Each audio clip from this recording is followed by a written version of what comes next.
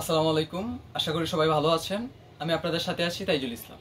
আপনারা প্রত্যেকেই জানেন আমার যখন কোনো বই পড়ে ভালো লাগে এবং খারাপ লাগে আমি সবসময় চেষ্টা করি আপনাদের সাথে বই বিষয়ে আলোচনা করার জন্য, আলোচনা কিংবা পর্যালোচনা। আজকে আমি এমন একটা বই নিয়ে কথা বলবো, খুবই দুর্দান্ত একটি বই। বইটির নাম হচ্ছে কিশোরীর মুখ। লিখেছেন মোহাম্মদ আবুল বশির বাঙ্গাল। বইটির প্রচ্ছদটা খুবই পছন্দ হয়েছে আমার। এটা খুবই সৃজনশীল একটা প্রচ্ছদ। শৈল্পিক যে বিষয়টা এটা প্রচ্ছদের শুরুতেই ফুটে উঠেছে। হয়তোবা অনেকের কাছে এটা ব্যাকডেটেড, বাট এটা শৈল্পিক একটা প্রচ্ছদ। আমার কাছে চমৎকার লেগেছে। এবং প্রচ্ছদ শুধু একটা না, মজার বিষয় হচ্ছে এই বইয়ের প্রচ্ছদ হচ্ছে দুটি। এই যে আরেকটি, যার যেটা প্রয়োজন, কিশোরীর মুখ। হ্যাঁ, বইটার লেখা সম্বন্ধে কিছু বলি আমি। বইটা খুবই দুর্দান্ত লেখা। এই বইটা খুবই ভালো লেগেছে এবং প্রত্যেকটা শব্দের ভাজে ভাজে তারতম্য এবং প্রত্যেকটা শব্দের যে শিল্পিক রূপটা খুব দুর্দান্তভাবে ফুটে উঠেছে।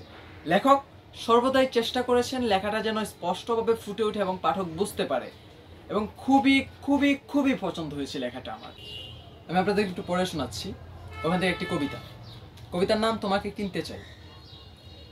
কোনোদিন তুমি প্রকাশ্যে নিলামে বিক্রি হবে, শের কিংবা মন্দরে। বেসাতির হাটে আমি তাই প্রতিদিন খুঁজি, পাসপোর্ট সাইজের মানিব্যাগ আমার বুকে সযত্নে। তোমাকে কেনার পুঁজি নিয়ে কষাইয়ের ছুরি দেখি মহাজনী জাহাজ তোমার বন্দরে।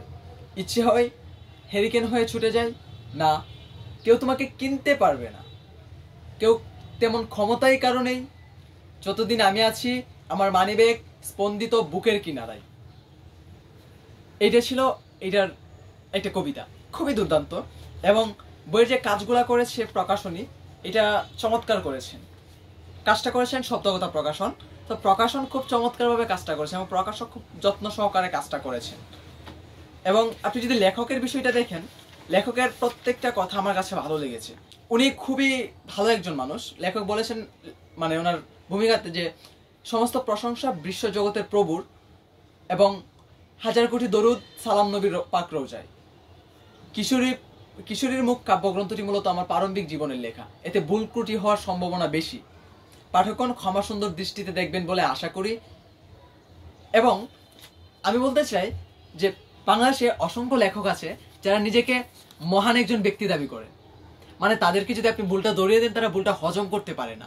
বাট এই লেখক সম্পূর্ণ ব্যতিক্রম। বাঙ্গাল স্যার সম্পূর্ণ ব্যতিক্রম। উনি ওনার ভুলটা তুলে ধরার জন্য পাঠককে অনুরোধ করেছেন এবং অলরেডি ক্ষমা চেয়েছেন উনি।